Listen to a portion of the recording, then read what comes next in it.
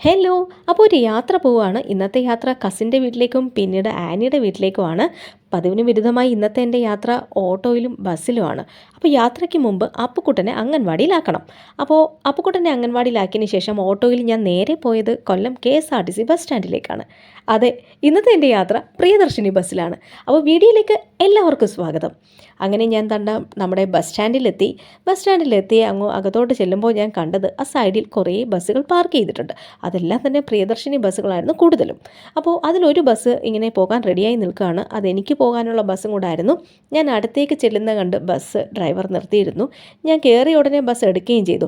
ഇങ്ങനെ പോകാൻ റെഡിയായി നിന്നുകൊണ്ട് ഈ ബസ്സിൻ്റെ മുൻപിലുള്ള ആ സ്റ്റിക്കർ എനിക്ക് വീഡിയോ എടുക്കാൻ സാധിച്ചിരുന്നില്ല. അവിടെ ഒരു സ്റ്റിക്കറുണ്ട്, ഒപ്പം സൈഡിലുമായിട്ടും ഒരു സ്റ്റിക്കറുണ്ട്. പ്രിയദർശിനി സ്ത്രീ സൗജന്യ യാത്ര എന്നുള്ളതാണ് കേട്ടോ ആ സ്റ്റിക്കർ. അപ്പോൾ ഞാൻ ബസ്സിനകത്തേക്ക് കയറുമ്പോൾ കാണുന്ന കാഴ്ച നോക്കേ, സീറ്റെല്ലാം തന്നെ ഒഴിഞ്ഞ് തന്നെ കിടക്കുവാണ്. എന്ന് കരുതി ആളില്ലെന്നല്ല, ആളുണ്ട്, കുറവാണ്. കൂടുതലും സ്ത്രീകളാണ്, പുരുഷന്മാരും ഉണ്ട്. പിന്നെ നമ്മുടെ കണ്ടക്ടർ വനിതയാണ് കേട്ടോ. അങ്ങനെ കണ്ടക്ടർ എൻ്റെ അടുത്തും വന്ന് എവിടെ പോകണ്ടേന്ന് ചോദിച്ച് എനിക്കും ടിക്കറ്റ് തന്നു. 0.00 എന്ന് രേഖപ്പെടുത്തിയിരിക്കുന്ന പ്രിയദർശിനി ബസ്സിലെ ടിക്കറ്റ് അങ്ങനെ എനിക്കും കിട്ടിയിരിക്കുകയാണ്. ഒരുപാട് സന്തോഷം തോന്നി ഈ യാത്രയിൽ പങ്കുചേർന്നപ്പോൾ. അങ്ങനെ ഈ ബസ് മുന്നോട്ട് പോകുന്തോറും ഗതി മാറുന്ന ഞാൻ കണ്ടു. മിക്ക സ്റ്റോപ്പിലും ഉണ്ടായിരുന്നത് ഈ ബസ്സിൽ കയറാനായിട്ട് സ്ത്രീകളായിരുന്നു, അല്ലെങ്കിൽ പ്രിയദർശിനി ബസ് കാത്തു നിന്നിരുന്ന സ്ത്രീകൾ എന്ന് തന്നെ പറയാം. അതുകൊണ്ട് തന്നെ കുറച്ചും കൂടെ മുന്നോട്ട് പോയപ്പോഴത്തേക്കും ഒഴിഞ്ഞ സീറ്റുകളൊന്നും തന്നെ ഇല്ല. സീറ്റുകളിലെല്ലാം തന്നെ ആളായി, പിന്നീട് നിന്ന് യാത്ര ചെയ്യുന്ന രീതിയായി.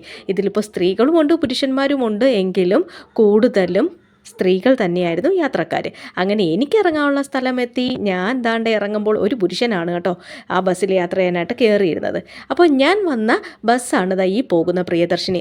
അത്യാവശ്യം നല്ല ആളുണ്ട്. പക്ഷേ തൊട്ടടുത്ത് വന്ന പ്രൈവറ്റ് ബസ്സിൻ്റെ വീഡിയോ കൂടി ഞാനൊന്ന് എടുത്ത് നിങ്ങളൊന്ന് നോക്കേ. ഈ ബസ്സിൽ ആരെങ്കിലും ഉണ്ടോ എന്ന് 4-5 പേരുണ്ട്. ഈ പോകുന്ന ബസ്സിൽ ആരെയും ഞാൻ കണ്ടില്ല കേട്ടോ. ഇങ്ങനെ 2-3 ബസ് പോയിലെല്ലാം തന്നെ പ്രൈവറ്റ് ബസ്സിൽ ആൾ വളരെ കുറവാണ് എന്നെനിക്ക് തോന്നി.